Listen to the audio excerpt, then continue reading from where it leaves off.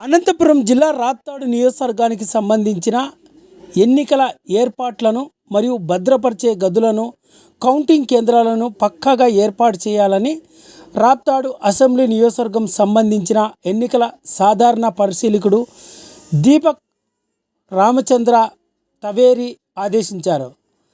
అనంతపురం జిల్లా రాప్తాడు నియోజకవర్గం అనంతపురం రూరల్లోని చిన్మయ నగర్ సమీపంలోనే ఉన్న జేఎన్టీయూ ఇంజనీరింగ్ కళాశాల ప్రాంగణం నందు శనివారం మధ్యాహ్నం 3 గంటల నుంచి 4:30 గంటల వరకు స్థానిక జేఎన్టీయూ ఇంజనీరింగ్ కళాశాల ప్రాంగణం నందు ఏర్పాటు చేసిన కౌంటింగ్ కేంద్రాలను పరిశీలించడం జరిగింది.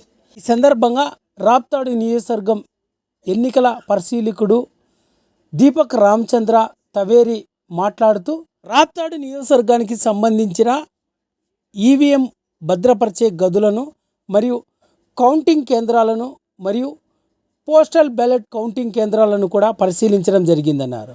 కౌంటింగ్ కేంద్రాల్లో ప్రత్యేకంగా బ్యారికేడ్లు కూడా ఏర్పాటు చేయాలని, అన్ని రాజకీయ పార్టీలు వారికి ప్రత్యేకంగా లోపలికి బయటికి వచ్చేందుకు కూడా ఏర్పాట్లు చేయాలని అధికారులను ఆదేశించడం జరిగిందన్నారు.